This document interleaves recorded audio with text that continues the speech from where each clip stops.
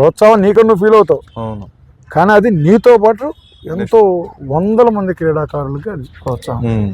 అటువంటి ప్రోత్సాహాలు ఇచ్చి స్పోర్ట్స్ కాంప్లెక్స్లు అయినా కానీ, స్పోర్ట్స్ అకాడమీస్ అయినా కానీ, ట్రైనర్స్కైనా కానీ, ప్లేయర్స్కైనా కానీ చాలా చేశారు చంద్రబాబు నాయుడు గారు. అది దాని లెగసీని లోకేష్ గారు కంటిన్యూ చేస్తున్నారు. ప్రతి సీఎం గారు చేయాలంటే అవసరం లేదు. రవినాయుడు గారు ఒకటి చెప్తారు, సరే ఇట్లా పెండింగ్ ఉందంటే నేను మాట్లాడతాం, లోకేష్ గారి దగ్గర తీసుకెళ్తాడు, సప్పని ప్రాబ్లమ్ సాల్వ్ అయిపోద్ది. లోకేష్ గారు కూడా చాలా ఇమ్మీడియట్గా రెస్పాండ్ అవుతున్నారు. ఆయన కన్సర్న్ డిపార్ట్మెంట్ కాకపోయినా కానీ ఆయనకి క్రికెట్ అంటే పిచ్చి, స్పోర్ట్స్ అంటే పిచ్చి. ఎక్కడ మెయిన్ మ్యాచ్ ఉన్నా కానీ ఆయన వెళ్ళిపోతారు టీమ్ టీషర్ట్ వేసుకొని. అంత పిచ్చి ఉన్న స్పోర్ట్స్ పర్సన్ అని నేను అంటాను. మా మినిస్టర్ స్పోర్ట్స్ మినిస్టర్ అని అనలేను కాబట్టి స్పోర్ట్స్ పర్సన్. ఆ సారు ప్రాబ్లం ఉంది అంటే ఇమ్మీడియట్గా రెస్పాండ్ అవుతారు. చాలా అంటే చాలా నాకు నచ్చింది చెప్పాలంటే, అంటే గతంలో ఉన్న లోకేష్ గారికి ఇప్పుడున్న లోకేష్ గారికి అంటారు కదా, భూమికి ఆకాశానికి తేడా.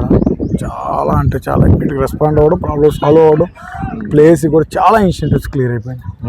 అది 100% కూటమి ప్రభుత్వం గొప్పతనం. లోకేష్ గారు అయినా పవన్ కళ్యాణ్ గారు కూడా తక్కువ కాదు. మా ప్లేయర్స్కి మనం గవర్నమెంట్ నుంచి ఏం చేయలేకపోవచ్చేమో కానీ, ఎందుకంటే ఆయన డిపార్ట్మెంట్ కాదు. అవును, నా పర్సనల్గా నేను ఈచ్ ప్లేయర్కి 5 lakhs అని ఉమెన్ క్రికెటర్కి సన్మానం చేస్తూ, నేను నాకు తెలిసిన సీఎంస్కి అందరికీ లెటర్స్ రాస్తాను. లెటర్స్ రాసి నా సైడ్ నుంచి ఏం బెస్ట్ ఇవ్వాలని ఇస్తాను అని చెప్పి చాలా సీఎంస్కి రాశారు. కొంతమంది ప్లేయర్స్కి ఫైనాన్షియల్ సపోర్ట్ కూడా దొరికింది. ఇంత ఇన్వాల్వ్మెంట్, ఇంత కమిటెడ్ ఉన్న వాళ్ళని నేను చూసి, నేను యాక్చువల్ నాకు మామూలుగా పాలిటిక్స్ ఇష్టం ఉండదు, చాలా తక్కువ మంది చూశాను. వాళ్ళు యాజ్ ఆఫ్ నో దివ్యాంగ శక్తి పథకం మీకు కూడా ఇచ్చారు. సో దాని గురించి మీ మాటల్లో సార్ డెఫినెట్లీ ఏంటంటే December 3rd అనౌన్స్ అయింది. December 3rd నుంచి March 18th మనకి 3 months 15 days అంతే కదా. 3 months 15 daysలో ఒక హామీ అది నెరవేరింది అంటే డెఫినెట్లీ ఆ కన్సర్న్ మినిస్టర్ ఉంటుంది, రాంప్రసాద్ రెడ్డి గారు టీం అని చెప్పాలి. ఎందుకంటే సీఎం గారు అష్యూరెన్స్ ఇచ్చిన వెంటనే దాన్ని ఏ మీటింగ్లో ఫస్ట్ సీఎం గారు ఇచ్చింది ఎక్కడ దాకా వచ్చింది అని మానిటరింగ్ చేశారంట. చేసి దాని గైడ్లైన్స్ అంతా రెడీ చేసి అది పాస్ చేసి మొన్న 18th మా లక్ ఏంటంటే ఆయన మా స్పోర్ట్స్ మినిస్టర్ కూడా స్పోర్ట్స్కి పెద్దపీట వేస్తున్నారు. అట్ ద సేమ్ టైం ఆ దివ్యాంగ శక్తి పథకం అనేది ఇంప్లిమెంట్ చేయడం అంత ఈజీ కాదు. ఆల్రెడీ గవర్నమెంట్ మీద చాలా ఫైనాన్షియల్ క్రషెస్లో ఉంది గవర్నమెంట్. చాలా ఫైనాన్షియల్గా లోడ్ బడ్జెట్లో ఉన్నాం. లోడ్ బడ్జెట్ అనకంటే కంటే మరీ దారుణమైన పరిస్థితుల్లో ఉన్నా కానీ హామీ ఇచ్చామంటే నెరవేరుస్తాము అన్నట్టు ప్రతి ఒక్కరు పనిచేస్తున్నారు. దాంట్లో కూడా మా concern minister, sports minister and road and transportation Ramprasad Reddy గారు కూడా చాలా అంటే చాలా బాగా చేస్తారు. ఇప్పటి వరకు భారత క్రికెట్కి మీరు అందించిన సేవలు ఒక ఎత్తు అయితే, మీరు రిటైర్ అయిన తర్వాత మీ నుంచి భారత్ ఎలా ఉంటుంది? ఆడేటప్పుడు ఎంత ఎంజాయ్ చేస్తూ ఆడాను, ఏ ఫైర్తో ఆడాను నేను ఇండియాని టాప్లో చూడాలని. ఇప్పుడు యాజ్ ఏ సెలెక్టర్గా, యాజ్ ఏ కోచ్గా, లేదా యాజ్ ఏ గేమ్ డెవలపర్గా స్టేట్లో రెస్పాన్సిబిలిటీస్ నాకు ఇచ్చారు మా కన్సర్న్ బోర్డు, మా ప్రెసిడెంట్ గారు, సెక్రటరీ గారు.